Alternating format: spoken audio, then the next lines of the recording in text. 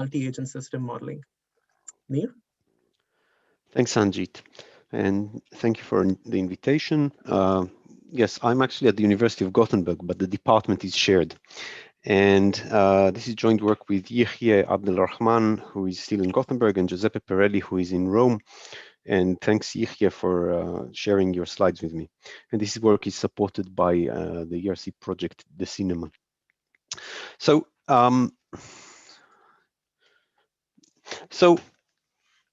we have seen several talks about single agent reactive synthesis, especially Bernd's tutorial was very insightful. And the high level idea is that we want to automatically produce a reactive system from some high level description of desired behavior. And for example, we have a cute robot walking around the aisles of the supermarket, and we want to write something high level like, you should walk around the aisles, avoid all obstacles that you find, and if you spot something that is missing, you should notify a manager or do something else about it. And the general idea would be that we take this English or in some kind of well-formed English or semi-formal English specification, translate that through synthesis automatically to some kind of automaton-like program. And then this is deployed automatically to this cute robot here, and the robot goes around and patrols the supermarket. And the idea is that this is a lot more flexible than just programming the robot by yourself. And actually this to a high level of confidence, this somewhat works. And I think one of the nicest applications of how this work has been in robotics, and by no means this is an exhaustive list of people who have been working on this, but people that I personally like to refer to, Hadas Kresgazit from Cornell, Richard Murray from Caltech, Ufuk Chu from University of Texas. The robot that we saw in the previous slide is a real robot in Hadas's lab. This is quite an old system from Richard Murray, but Richard Murray still works with synthesis, as far as I know. And they actually take specifications in LTL or fragments of LTL and walk them through synthesis, combine them into active robots, and produce very nice results. And there are other applications of single agent synthesis, and here I'm just mentioning things that I'm aware of. So there's definitely a lot more, but I worked on model-driven development. There are people working on how to use synthesis in adaptive systems. I think maybe Roderick's work can be described at a high level as working in design of adaptive systems, industrial automation, and many, many more. So a lot of people are working on taking single agent synthesis and making it more work in practice, and there's a lot of interesting work to do there. Roderick's talk just now was an excellent example of that. And if we look on what autonomous reactive programs are, I started by talking about well, this cute robot. And when we take autonomous programs and we think about, for example, the autonomous car and how it would run on a highway, then things start getting a lot more complicated. And this view of single agent synthesis may not generalize very well. So, for example, for the highway, in the highway case, people, I think, for example, Sanjit had work on this, how to take single agent synthesis, consider all the others as adversarial, and the framework of single agent synthesis can be sort of stretched in order to cover what's required for a car to drive on a highway. But if we look on more complicated scenarios, for example, a junction like here. So if we want an automated junction, what would it mean for a reactive agent that we want to synthesize to be able to cross such a junction? What would be what kind of features such an agent would be required to have? And even the junction, although it is very, very complicated, it has a major difference from this picture of these 3 robots coordinating and collaborating to lift a chassis together. And the main difference from my point of view is that in the junction, at the very least, each one of the agents can capture its own goal, and the goal can be expressed in terms of the view of the agent. But if we go into a collaborating system like these 3 robots together, this is no longer true. No single robot can even grasp the joint goal of holding this thing together and turning it and continuing the production. So things are becoming a lot more complicated, but we still want to do this. And the idea here is to start looking on what are the features that we would need to support if we want to model such systems. And I think Roderick mentioned distributed synthesis, and this is the way we usually refer to synthesis when it is applied to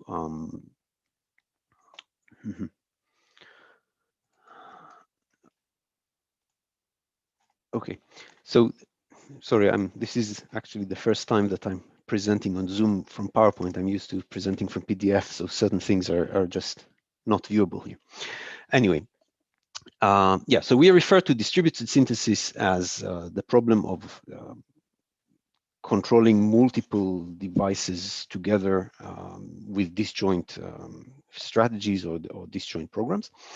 And usually people who come from my background, they think about how do these subsystems communicate, and they think about shared variables. But from a very, very early stage, it was known already by Pinoelli and Rosner in the 90s that if we have such distributed systems and we have disjoint inputs and disjoint outputs, it's very, very easy to show that the question of whether we can synthesize systems is undecidable. And in the tutorial by Bernd, if you watched, he already mentioned that we can do some things if we restrict the kind of architecture of combination of these systems, but the complexity gets very, very high very, very fast. And he did mention bounded synthesis as a possible approach to bypass the undecidability and bypass some of the high complexity. And this is actually the reason, if I remember correctly, the first introduction of bounded synthesis was in order to solve distributed synthesis. Now, some other people, when they think about synthesis or distributed synthesis, would think about other ways for subsystems to communicate. And this includes message passing. For example, the work on discrete event system control, use messages for synchronization. From my point of view, the kind of interaction that is allowed by message passing is kind of limited in the way that control is shared between the system and the environment, but that's usually my problem. And there's a lot of nice work on control of message passing systems. If we're talking about Zielonka automata, another approach for thinking about how subsystems communicate and coordinate, then it is well known that more architectures are decidable. For example, work by Anka Mushol and Igor Walukiewicz, I forgot what the GG are. And it is still the case that for Zielonka automata, borderline of undecidability is still very unclear. And yeah, the borderline of undecidability is still unclear, and it is a promising area for research. What we try to do here is, again, to think about the features that that in our opinion, an agent would require in order to participate in one of the scenarios that I highlighted before. And the answer was we would need a combination of transfer of data, synchronization, and when an agent works on its own, it needs to have it needs to be well defined on its own. And we try to take these elements from the three models that we talked about before: shared variables, message communication, synchronization, and go one step backwards and think, how would we use this for modeling and model checking in the context of model checking?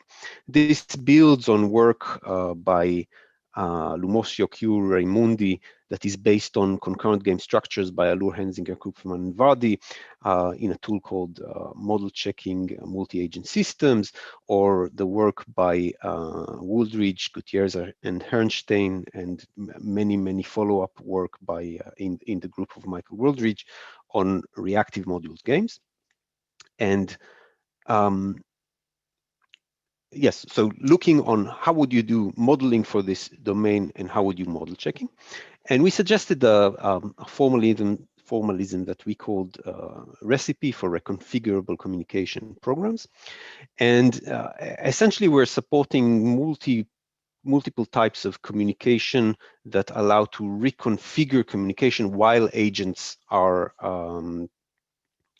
acting, and the interaction is parameterized to the evolving state of agents. And let me try to explain how this works. So we have a basic building block that is an agent. Each agent has its own state. It has send and receive transition relations. And a system is a collection of agents, and they interact based on communication via broadcast channel or multicast channels, essentially by sending messages.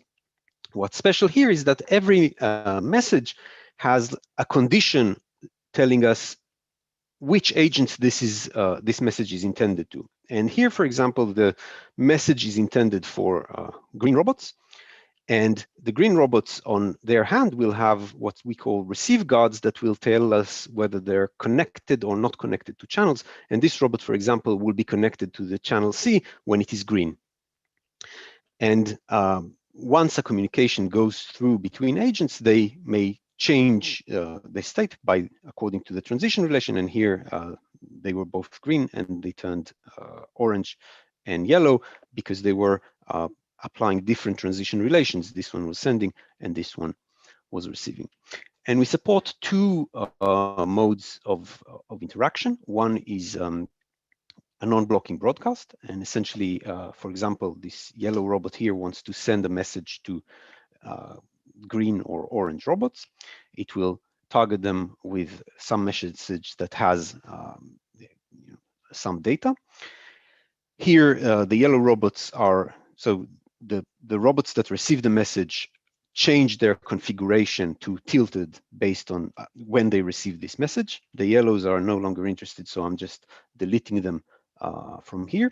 And then this communication could be following the state change by further communication, for example, between the orange robot and the other orange robot following a state change, and again, leading to a state change. And if you notice, what happened here is that the yellow robot managed to recruit two orange robots and might be doing something similar with the greens later. So that's based on broadcast. Multicast is, in contrast, is blocking. So here, for example, the yellow robot wants to send on channel C some message. It wants to send some message that whose condition is this formula here.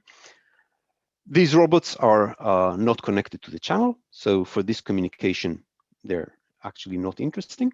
And in order to pass the message, all the robots that are connected to the channel must satisfy this condition. And in this particular case, this orange robot is not ready. It doesn't satisfy the specification. And we have to wait with the sending of the message until something else happens to this robot. It changes a state, and only then the message can go through. So these are two types of communication. I'm somewhat short of time, but we define the dynamics of these using transition systems of two types. And we started thinking about how do we do linear time reasoning about this in a way that will include information about the rich transition labels that we have in the system, namely the messages and the channels that they are sent off, and the conditions that are used by agents to send messages. And essentially, we extend LTL with complicated next operators that allow us to refer to the intention of the agent. So I want to send the message to agents of type green and orange, for example, is something that we could say. And this next operator can be embedded into larger and larger LTL formulas, leading to essentially reasoning about the interaction protocol in a way that captures some of the rich labels on transitions that appear here. We have the expected automata-theoretic results. So model checking is in P space. This is unpublished. We improved this after the paper.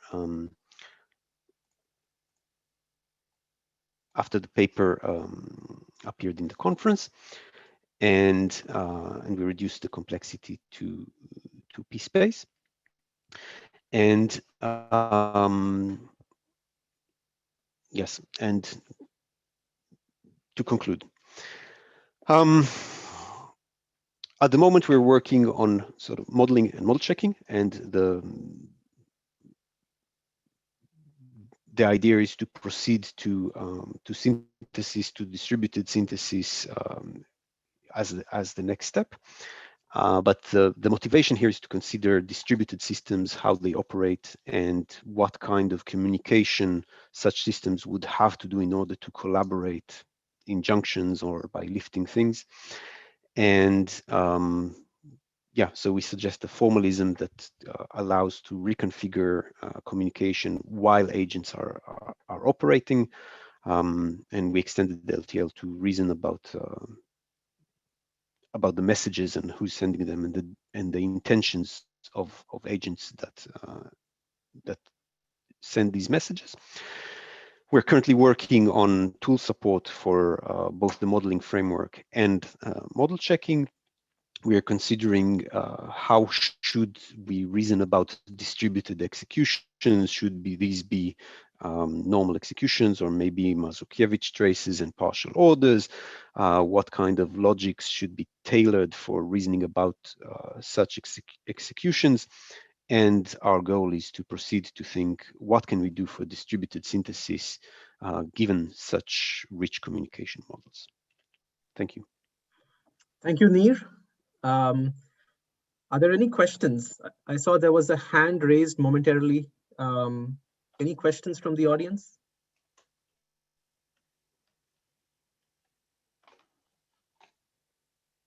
Okay, if there are any questions, please put them in the chat or the Q&A. And thank you, Nir, again.